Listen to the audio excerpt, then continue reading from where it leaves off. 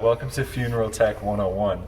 Okay, we're going to go through a bunch of the different systems that are needed to run funerals in this lovely space in the chapel. So it's really pretty easy in here. It's actually pretty easy in the sanctuary too. There's only a few things that you have to do. We'll start on the computer. This computer, which is on. Maybe not. Let's see if it's here. Might just be the monitor turned off. Yep, hey, there you go. Okay, so I don't know if this stays on all the time, but apparently maybe it does. If not, you turn it on there. The interesting thing about this computer, and I believe it is also stated on the keyboard here, whatever you put on this computer will be lost when it restarts every 24 hours. So make sure that you're not like trying to save something on here that you need long term, because it will reset and erase everything put on there. You will use this computer to run the PowerPoint slide that has the funeral picture, date of birth, death. It's just a slide that goes up on the screen. That slide is something that I will give to you in the funeral flash drive. I'll give you a flash drive that has that information on it, and then also like a sheet that has the information that you need for the funeral. So you basically take your flash drive, you pop it in here. Once you pop a flash drive in there, you would go down here to your File Explorer. You click on the File Explorer. On the side here, you'll see all the different hard drives that are on the computer. Right now I don't have a flash drive in there, but pretend this was the flash drive.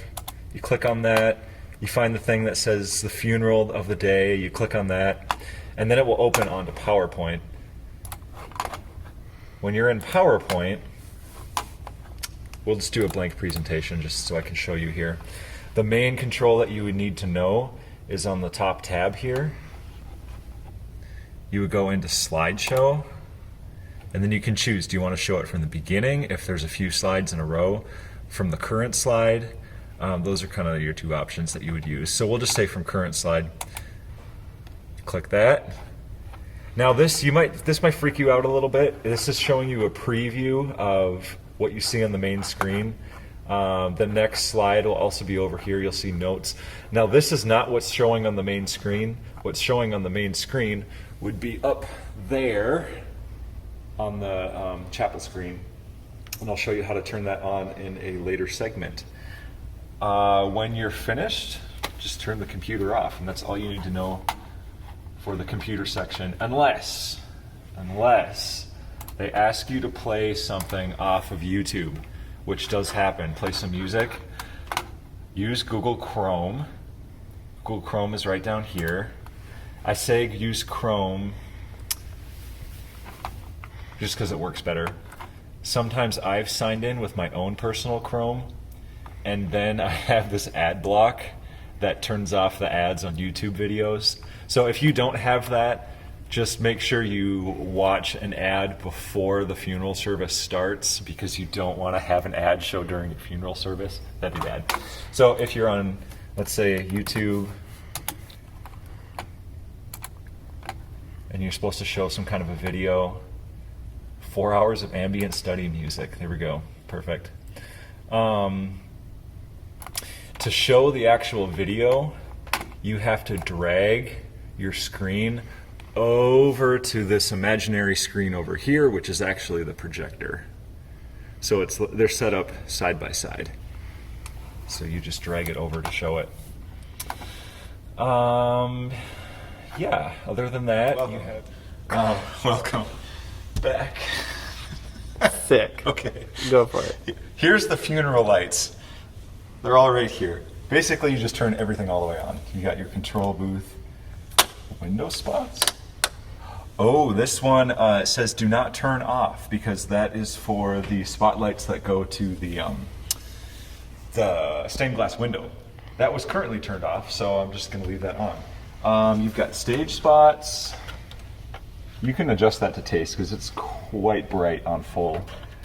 Stage lights that are up above. You've got sconces, the things on the walls. You've got the pendants, the chandelier.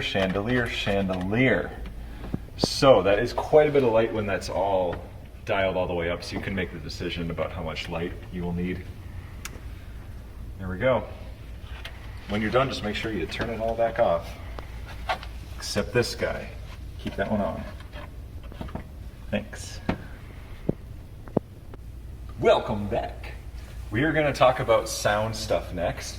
Everything that's located with the mixer and this rack of gear here. Mixer we'll do in the next video, but for right now, let's do the rack. Actually, I'm going to start up at the top. This is the powering system. This is a kind of a sequence power thing, so it turns one thing on at a time in a certain order. You should have this always on. It always says power because there's always power going to this. The hidden switch for that is right behind all this black tape here, so that you don't turn it off completely. It just always stays like that. But to turn on the gear that's in the system, it's dead right now, you turn this little rocker switch to up, and it goes click, click, click.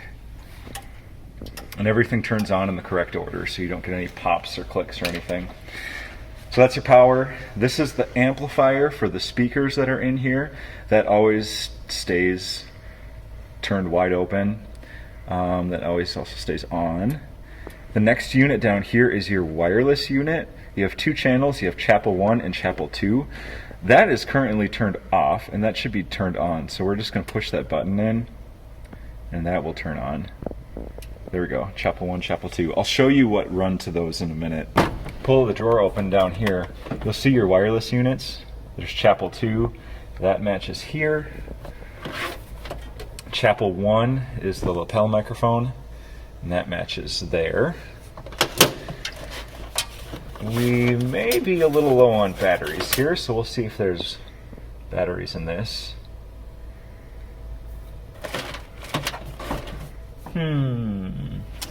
May need to grab some batteries for this unit, but let's pretend you hold this bottom power button. A little thing will turn on here. You can talk into the microphone. Then you would have to turn up on the mixer chapel 1 or chapel 2. There's this other thing here called lapel, which is a third little wireless unit. That's what sits up on top here. That's a pretty old one. And I think the other end to that, is it in here? Yeah, it is. So, kind of matches with the old vibe. Okay. Welcome back. Here we're going to show you the process of making a funeral CD. Most of the time, the people that run the funeral home, they want to offer a CD recording of the service to the people who are having a funeral. So you'll get a CD with your little funeral flash drive and little clipboard with the checklist of stuff to do. But the CD will be there, and you'll usually have like a paper case for it too. It's blank, so what you do with it, you put it over here in the CD player. We press eject to open up. Pop your CD in there. Close it. Okay. It is reading. It should read for a moment. Making some noises. Okay. You can see that I actually have something on this CD. I had 1 minute and 45 seconds of a recording. This wasn't totally blank, but for all intensive purposes, it'll just say 000 if you have a real blank one. And I'm pretty sure this will work like a blank CD because I haven't finalized the CD yet. But if it's ready to record, I'm going to give it some sound. So we'll turn this microphone on, pressing the bottom here. I'll turn up the soundboard. There we go. Turn it up here. There we go. Check, check, check. And check, check, check. Check, check, check. You should see the audio signal coming in right here. Oh, the reason why I don't see that yet is because I haven't pressed record ready. So you press record. Aha, there we go. That is not actually recording yet. It's only recording when you press play. You'll see the numbers increase when it's really recording. But at least for now, you can look at the meters to make sure you're not clipping. That's just about perfect. It's only jumping to whatever, 9 or 4, not over to 0, and definitely not clipping up and above. Okay, so when you're ready, you just hit the play button and it starts recording. There it goes, recording, check, check, check, 1, 2, do. We'll make it to 10 seconds, huh? And then 9, 10. Okay, then we press stop. It says it's writing. Writing does not mean it's finished, though. Now you've got my old recording, which is like 1.5 minutes, plus the 10 seconds I just did. And there's 2 tracks because I just did the second track. Now it's not done, and it's not done until you press finalize.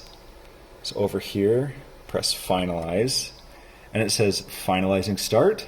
Press enter or yes. Over here you'll see this big black knob. If you push it in, that is enter, or this little knob here is yes. So you press one of those, boom. Finalizing. 128 seconds remaining. Once that's done, you hit eject, hand the CD over, and you're all done. Thanks for watching. Okay, so going down here, you have next the DVD player. The DVD player works just like any DVD player. You turn it on with the power button. Hello. You eject or open, load a DVD. You can press play or stop. In order to see the DVD player up on the screen, you need to have this, which is the selector for the projector. You got a few different choices here. There's a stage plug-in, PC2, I'm not sure where PC2 goes, regular PC, which is back here, and DVD. So you'd press DVD, now it's showing the DVD player on the screen. All right, folks, I've got a little update for you on the projector situation. So in the chapel, to use the projector, walk up to the screen, press on, and then you'll hear a beep. So make sure you're selected with what you want to project, whether it's PC or DVD. We'll say it's PC for now. We'll take a little walk up to the screen.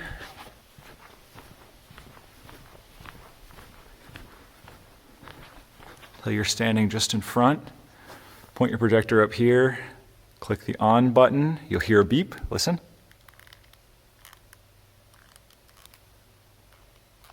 There it goes. Then give it a few seconds and it should warm up. Now if you want to just double check that it's actually running, you can come back to this closet here. I left this little ceiling tile propped projector. If you peek up there, there she be. She's running. Thank you very much. Woo. Okay, welcome to the front. This is the pulpit microphone. This will usually stay set up and plugged in, and that's just fine. If it's not set up and plugged in, make sure this pack is plugged in on the bottom. This is important. It kind of powers the microphone. It's like a transformer. It transforms the signal. This is a regular microphone cable on the bottom part here, this big one. So that just plugs in like that. And the little one just stays plugged in. So we'll say that's plugged in. Nice little click. We follow the cable back. You'll see that on the stage, microphone number 6 it's called. Mic 6.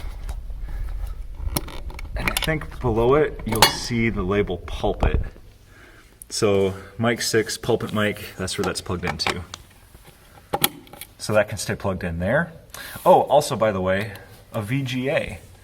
That, I believe, is the stage channel for the projector. So if you have someone who wants to put a laptop up on stage and show slides, we'll go into this socket VGA. If you come over here, you can see the spot that I usually use for musicians that might be playing at a funeral. This floor pocket, you have mic 1, mic 2, and mic 3. That goes back to the mixer for channel 1, for channel 2, and channel 3. And I believe on the mixer, it's labeled as like guitar, keys, or something like that. Let's just say someone needs to get a vocal mic, and we'll plug it into mic 1. If you follow me,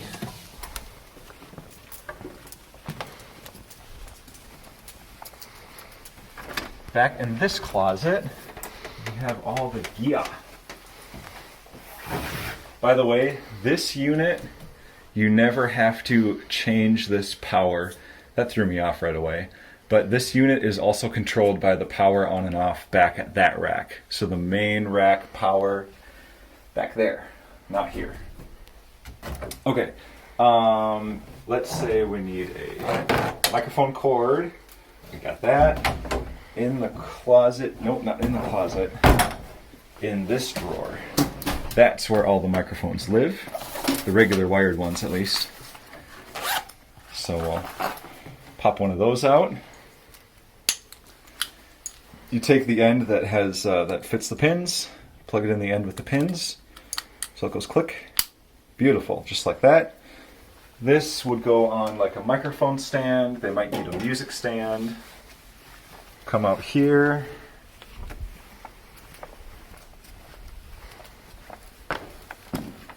Take the other end with the pins, like so, and you plug it in the port that says mic 1.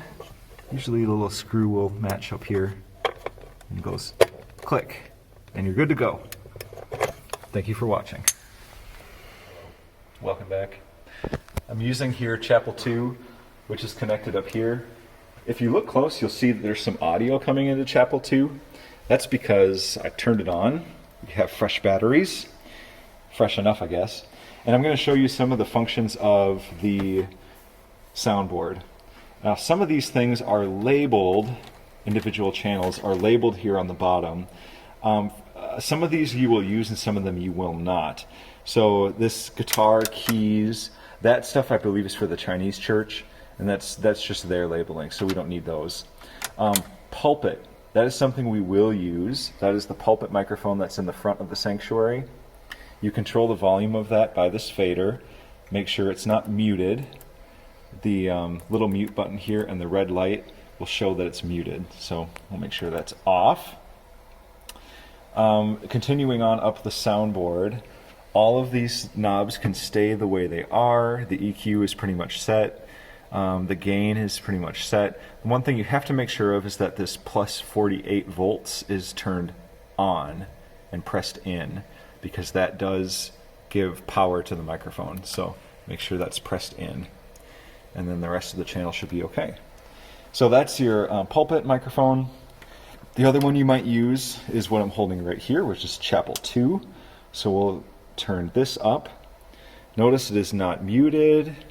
Everything looks about right. The knobs are okay where they're at, except the low is turned all the way down. I might turn that up a little bit. This does not need the 48 volt phantom power, so that's fine right where it's at. Now you'll notice, check. Oh, look, I have signal on my channel, but I can't hear anything coming through the PA system. The reason why is because there are another set of faders, your main, left and right, that also need to be turned up. So we'll turn that to about 0. Check. 1, 2, 2. Now you have good signal, good healthy tone. You might have people requesting that you give some audio to the lobby, which is out back behind the sanctuary. Yep, out there.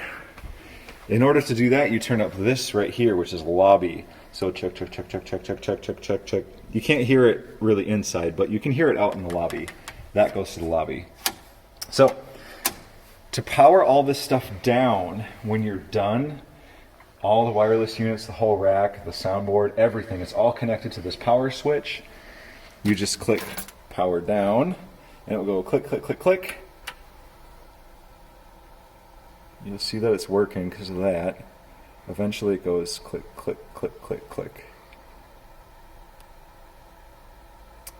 There it goes. It's all turning off. Beautiful. Your microphone won't turn off though, so you gotta hold it down. Power off. There, you're all done.